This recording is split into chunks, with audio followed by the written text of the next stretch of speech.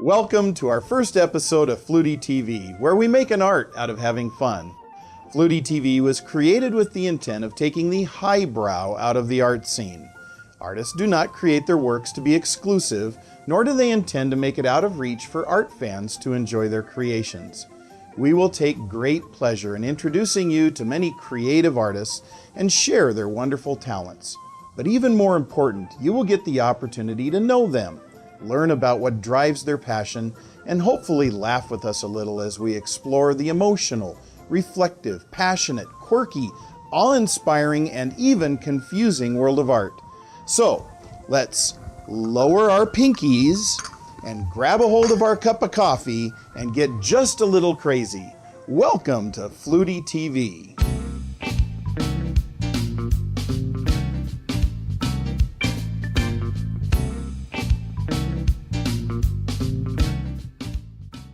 Welcome to Flootie TV. We are so excited. Tonight we're going to bring you some special artist guests.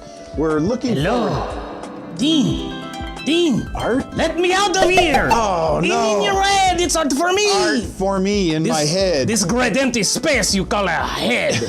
Yeah, well, thanks. I thought you'd been taken care of, Art. Well, I'm taken care of now because I guess so. I think I need a vacation. You need a vacation? I just returned from a vacation myself. I have pictures of this sojourn. Yeah, and I suppose that there's nothing I can do to not see these pictures? You could close your eyes, but I'm in your imagination, Okay. so we still see the picture. All right, Art, show me your pictures. Take a look at this first one. Yeah? Some friends and I, we crossed the river to go to Hilliard. There's no river in Hilliard. It's insane! Get it? I It's get it. French in the river. It looks like a famous painting, Art. What are you talking about? Do you not see my face? I see your face. I'm on top of the boat. Yeah, you look really good, Art. You see the river? I see the river. There's no painting like this. Okay, well, let's go to picture number 2. I'm going to the restaurant in this next picture. A restaurant? Yes, a fancy restaurant. Somehow or another, Art, you strike me as looking like a god in this picture. Well, thank you, Dean. This is, of course, true. But I was not ready or prepared for the dress code. I guess so. I'm kind of glad that you're pointing at his finger. Yes, next picture. Next picture, This please. next picture is a selfie. How do you like it? Do you like my selfie? I do. I like your selfie, and you know what, Art? I think that's the picture that sent me to the doctor. That the picture? That picture right there. This is how I look after I talk to you going back into that empty head of yours. Thank you very much, Art. Yeah, okay, let's get this over with. And another selfie, of course. Look, it's yeah. a selfie. This is me at the beach. At the beach? At the beach. Oh, the beach. The Okay. beach. Art, I'm glad you censored your last picture. Well, you have to be careful of the sun at the beach. All right, Art. It's time for you to go back. No, Yeah, I just Art. got here. Sorry, Art. Back to this empty Goodbye, Art. Antarctica. Goodbye, everybody. Goodbye. Au revoir. Ladies and gentlemen, I think I owe you an explanation regarding art for me. Art is somewhat of a genetic mutation in my family. You see, it started many years ago with great-grandfather Horatio Cameron.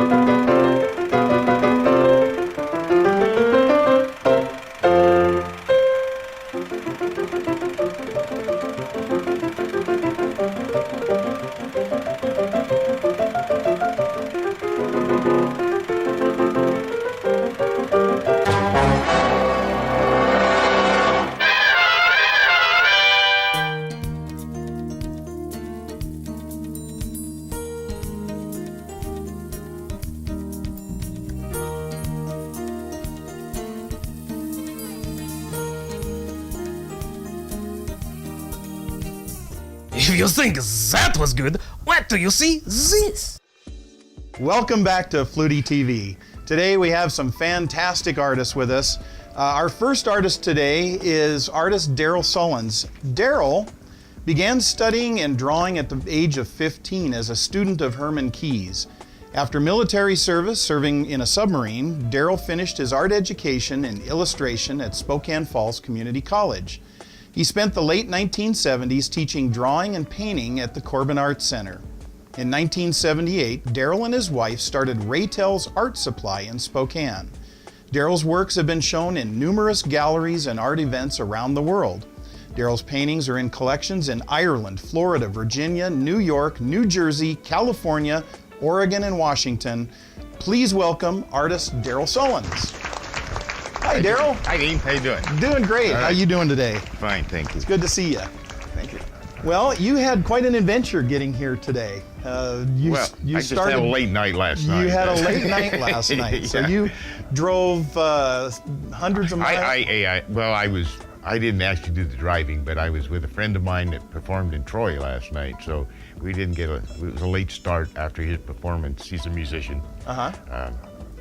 Coming back to Spokane, so you know, I'm a little saggy-eyed, but that's all right. You left Troy at midnight. You got here just a few hours ago, and here you are with us. So we sure appreciate your time today and your willingness to join us. And thank you.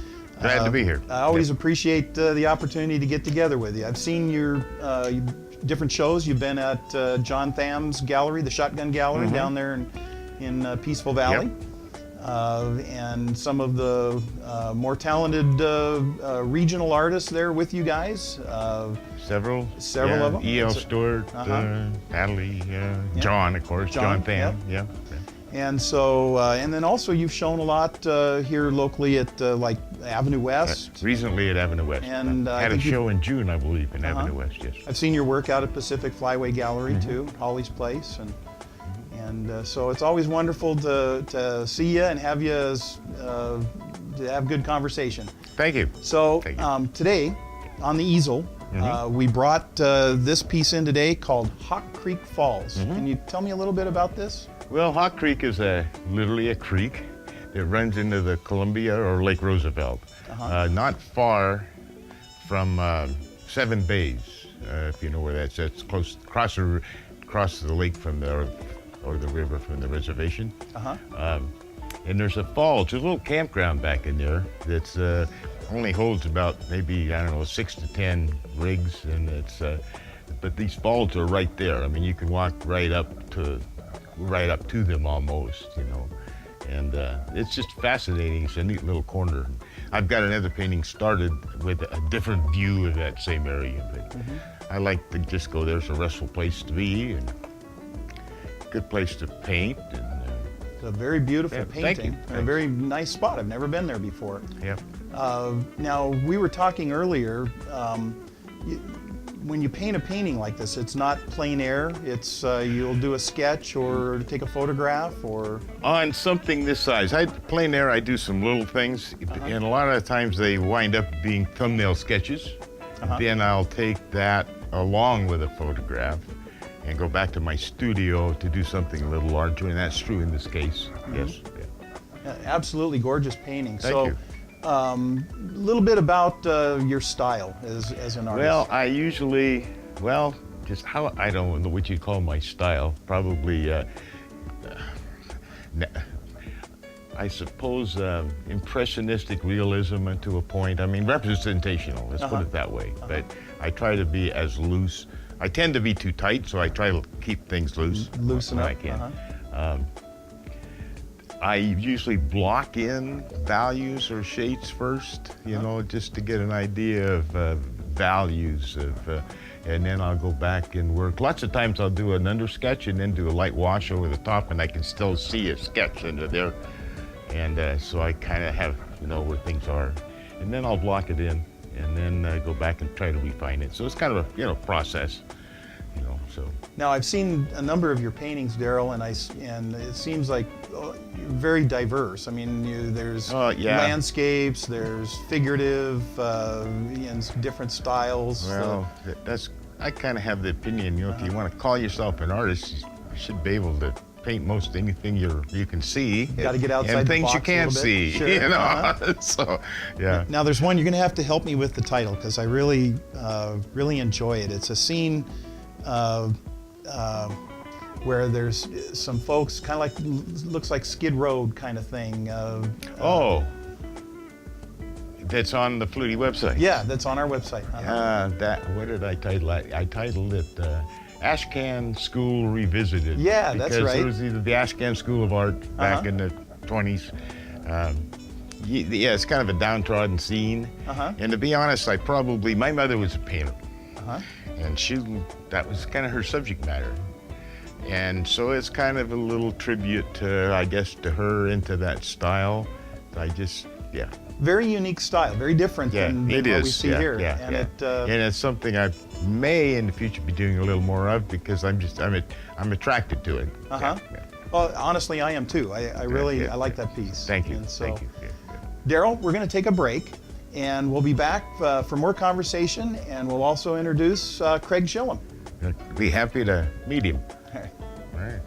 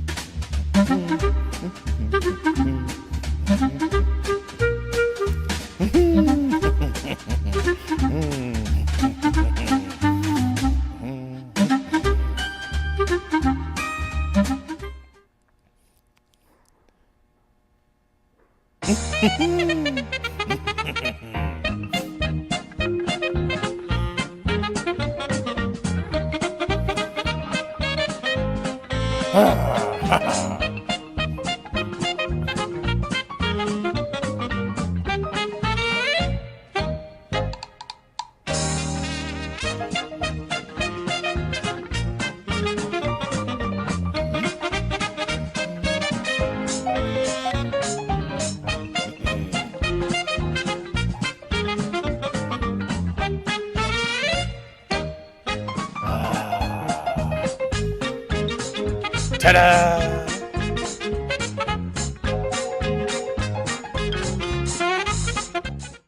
And I'm going to have to work on that addiction thing. Welcome back to Flootie TV. Our next artist is Craig Shillum. Craig lives and works in Spokane, Washington. He studied commercial and fine art at Spokane Community College and has taken various workshops to further develop his craft. For over 20 years, his professional career has been a mixture of advertising agencies, design studios, freelancing, murals, and custom signs. Through the years, he has continued to work diligently to develop his fine art in his home studio.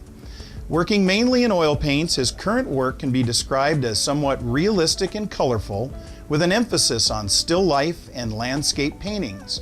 Welcome, artist Craig Shillum. Hi, Craig. Hi, Dean. How you doing? Doing great. How you doing? Good. Good. Good to see you. Same here. Ah, well, my friend. Good to see you. I know. Long time no see. Yeah. So what have you been up to lately? Let's see. I just finished a couple paintings as far as art. You know, finished a couple paintings, and actually, you're catching me at an interesting time. I'm kind of reevaluating my direction. And so I'm kind of in between. I've got several projects started, and I go, you know, let's start another. Yeah. So it's a little chaos, but I think I've got it together now, and I know where I'm going, and it's just going to be a little different than what I have been doing, or just maybe more focused. That's the proper way to describe it, I think. Okay. Well, I am excited to find out what your next style, or are you going to be at the Spokane Valley Arts Council auction this year? Yes. Will we see this new reveal by then? No, not really. No. Those I just did to actually just to get them done. It was just kind of something I wanted to do, and I thought, but I think, I just want to. I think I'm going to focus more on still life painting, which is hard for me to say verbally, because for the first 40-some years of my life, to me, a still life painting meant a bunch of old blue-haired ladies sitting in a room painting dead flowers or something. I just had no respect for it. Right. And then I took a course. I need to get better. I want to improve. So I took a course, and it was a still life course. I go, I'm just going to do it, And it was so fun. It was so challenging. And now I can see where, I can go with a theme and a concept and put innuendo and symbolism in it and combine it all together and actually have a nice piece of art. But I'll actually go, somebody do a double take, go, oh, what is that doing in there? What does that mean? That kind of thing. That's where I'm headed. That's kind of cool. That's cool. Yeah, I'm excited. I've seen. Yeah, there's a lot to still life too. You start looking at reflections, like if you're painting a bowl of oranges, why they're not really orange. They pick up the colors around. That's. But I don't really think I'll be doing flowers per se. Right. There's so many things in everyday life. You just, for example, an old lunch pail. Right. Those kind with the round top that some steel worker or some machinist took to work for. Maybe it's got some stickers on it. That can really tell a lot about a person, about a line of work, and then you can put some things around it, and then have some good lighting and mess with colors and everything. To me, it's got a lot of possibilities. Well, you have me very excited. That I would love to see that. Something off the top of my head. That would be great. I've seen some of your still life that I really enjoy, like the gumball machine painting. That's cool. Yeah. I saw one that was a sports baseball theme related, and it tells a story. That's wonderful. Our art on the easel today. Tell us a little bit about this painting, Craig. This painting it's one of my favorites, and my daughter was going to college at the University of Idaho, and we went to go get her, and we're coming back to Spokane one spring weekend or something, and driving north from Moscow, Idaho toward Coeur d'Alene, we were up on this ridge, and you could see this dark, just massive clouds coming from the west, and it's like, whoa, that looks nasty. So we come down the hill, but there was still just enough sun out to just be blaring down on these mailboxes, and it was like, oh, that is cool. I had to stop and take a few pictures of that, and then when I got out, I started looking around. I couldn't see a house in sight. There's seven mailboxes and a paper box. There's no houses. It's like, they're just like owning the joint, They're like, and so I went home and did some sketches, kind of like what Daryl was talking about, some little sketches. And played with the composition, and I'm fully aware that those mailboxes are pretty much right in the center of the painting, and I did that on purpose, just to try and get the lines coming in here, and just to make them, I call it roadside royalty. They're like the royalty, they've been there for years, they own the place, and I try to get the light coming down on those mailboxes. Well, I think the fact that you've numbered this and it's pretty light kind of leads you to that, and then you go back in. And I think overall it has that kind of haunting. There's something about it that says lonely. I mean, seriously. So I can see what you're saying. Yeah. I mean, there's all kinds of, you know, Yeah. you're out there in the farm. Now, if you go in that same spot in the fall or the winter, you can see the houses. They were all covered up by trees and foliage, and so it didn't seem so isolated. Right. But there's like a feeling of isolation almost when I was standing there looking at it and walking around it and all those kind of things. So when you're finding subject matter for a painting, is that, I mean, you see something that inspires you and so that becomes kind of the next project, or? Yeah, I mean, Or do you like, have a stack of projects? oh, that, I have, Oh, God. I have photographs and drawings that, you know. I think we're all alike. Yeah. Yeah. someday I'm going to paint that. Exactly. Exactly. and then, like you said a minute ago, is having different projects going at once. I know I've got at least 6 paintings stacked one in front of the other that I got to get back to. But something drew me away and I started something else, but I knew I wanted to finish that. So anyhow. But you know, I will, if I start something, very seldom will I not finish, because there are so many people that start stuff and don't finish.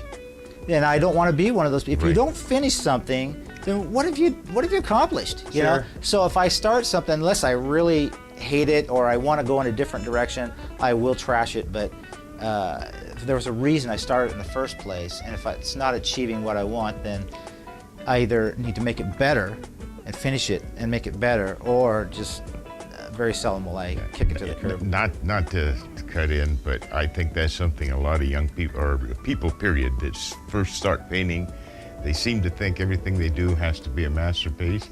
And I don't know about you, but I throw a lot of stuff away because it just doesn't turn out the way I like it.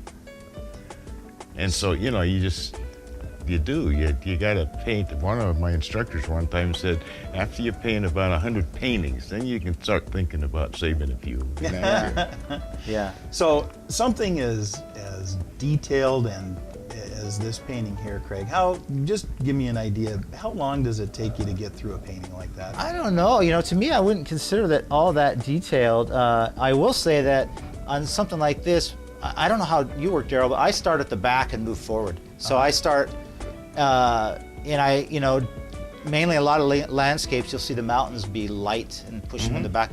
I made these dark, there's no light, there was just so dark and menacing. So I started and moved forward, and I don't really recall how long it took me. I know It's not a real long. I have an appreciation for the time and you know, sometimes you get started, you have to stop, you have to go back to it and so forth.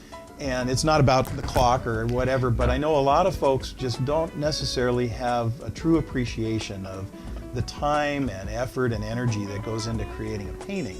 And I know that, you know, something like this is I mean, there's got to be hours and hours of... I have a standard answer to those, which is a little bit being a smart, you know what. But, No, Daryl, I can't believe that. Really? People ask me that question sometimes, and I'll tell them, let's see, about 60 years. Yeah, there you go. Sure. Because that's how long I've been working on it. Yeah. So, you know, I mean, on painting. Right. And so that's how much time I've spent getting to this point. That's all. So have either of you ever done a painting with another artist? Not combined on the same canvas. No. A mural. Done a mural, had some help because I needed to get it done. I didn't have enough Yeah. time. I was just curious because there's certain fun events that I've participated in where two artists will work on the same canvas together in the same subject. That sounds like fun. And you know, those are fun things. You know. And You're when I was talking about- learning, I will say that's true because my instructor would get over my shoulder and say, "No, do this." Oh, yeah, But Had that happen. generally, no. Yeah. Well, that was a great start for our series on Flootie TV. We'd sure like to thank our artists here today, and we look forward to many more great interviews on Flootie TV. Thanks a lot for joining us. Goodbye, and take care.